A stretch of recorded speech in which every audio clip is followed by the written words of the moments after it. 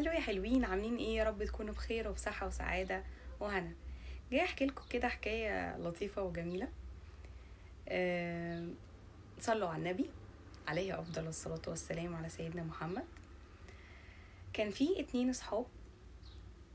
واحد كان بياخد رأي التاني في حاجة، فصاحبه قال له لا ما تعملهاش عشان دي حاجة مش صح، ونتيجتها مش هتبقى يعني مرضية ليك بمعنى صح، وهي غلط في الاول في الاخر. فراح الشخص الاولاني عمل الحاجة وندم عليها، ورجع لصاحبه وقال له عليها.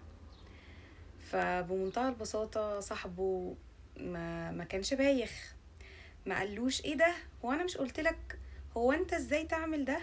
ما انا قلتلك يا ابني، انت بتخليني ان انا ما اقولكش تاني مش عارف ايه. لا، صاحبه ده اتصرف معاه تصرف لطيف قوي، طبطب عليه وقال له ادينا بنتعلم، ما تيجي ناكل.